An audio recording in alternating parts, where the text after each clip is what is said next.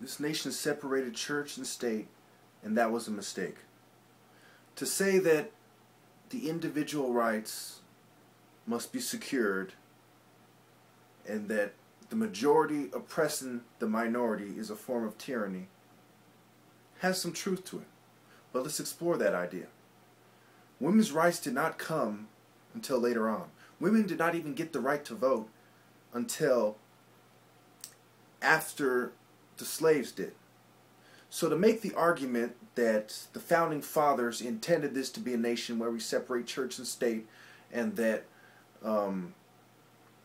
women's rights were secured and the right to challenge the family structure is an American idea, is completely false. I don't agree with the founding fathers on many things. Either this is a nation under God or it is a nation under the devil. There is no in between. Either you get to heaven or you don't. You don't say, oh, I got one foot in heaven and that's cool with me. Either you were doing what you were supposed to or you weren't. Whether that heaven is on earth or that heaven is in the sky, it's irrelevant.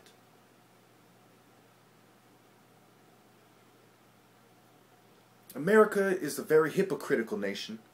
Therefore, every document the founding father has made should be thrown out of any argument on how citizens should live their life or what form of government we should have. I would go as far as to say that the Illuminati and the principles of the Jacobites and Jacobism infiltrated the Masonic lodges, and that's why we have these feminist movements that we have today. But I'm not going to get into that, even though it's blatantly obvious to anyone who's actually looked into it. But I'm not going to get into that. The bottom line is that America has used force and manipulation to enforce a pagan, at best, agenda, but commonly an atheist, homosexual, feminist agenda across the world, where we challenge governments that don't separate church and state. We challenge them and say, oh, you should be secular. It's bullshit. It's unfair. It's evil. Americans have always been wrong.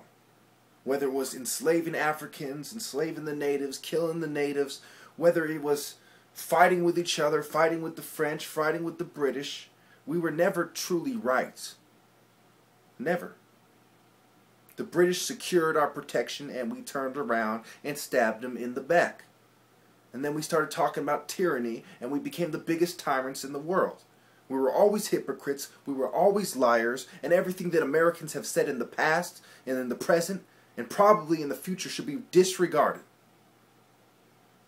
The prophets speak for God, and God speaks for man, and nobody else.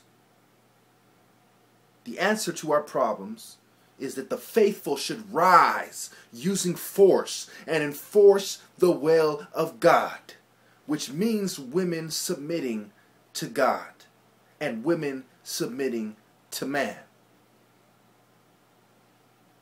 Because God made man in his image, and woman came from man's rib. She was never as connected to God as man was. That's why the prophets were overwhelmingly men. That's why the judges and the kings in the Bible were overwhelmingly men. No matter how you look at it. Would women suffer under my form of government? That's a good one. Ask women who truly have given themselves to God if they suffer in a Muslim country. There pretty much is no Christian country, or I would make that example as well. There are countries with a lot of Christians in them, but no country lives under Christian law. Name one. There is no such a thing.